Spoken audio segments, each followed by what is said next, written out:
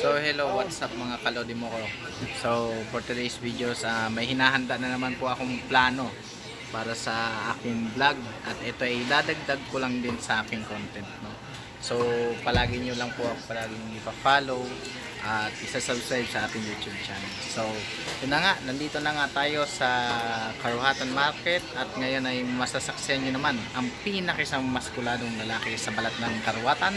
Siya ay si Boss Ricky TV at papapasokin na natin siya in 3, 2, 1, pasok! Good morning mga lord. Yun. Sa hapon na ito or panghali na ito. Good morning pa rin. Yun. Ngayon tumimpla tayo ng pangpa toktolaok na naman mga lord. Ay, pula yan. Pula ba to? Oo. Ibig sabihin walang toktolaok to. Wala. Hindi. Pakuragok to. Yun ang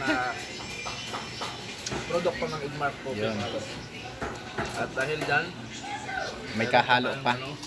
Kung patanggal gutom natin, Patanggal gutom kay naglakad kasi meron siya. tayong meron tayong Onion. Onion. Yun, onion. Onion lang. Okay.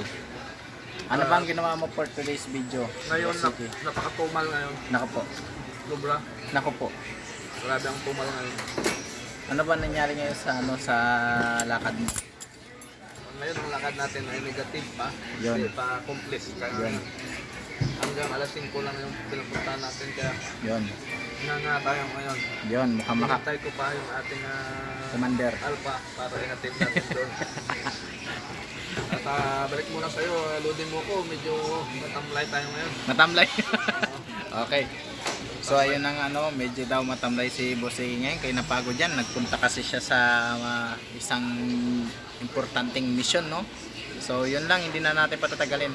At don't forget to follow and subscribe our YouTube channel Lodi Moco TV, and kay Boss Ricky TV ang kanyang channel naman ay Ricky Magbanwa TV.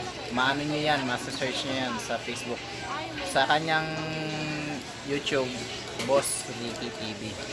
So yun lang mga kalodi, meron ako ha, abangan nyo yung ilalabas kong isang content na talagang magugustuhan nyo yan.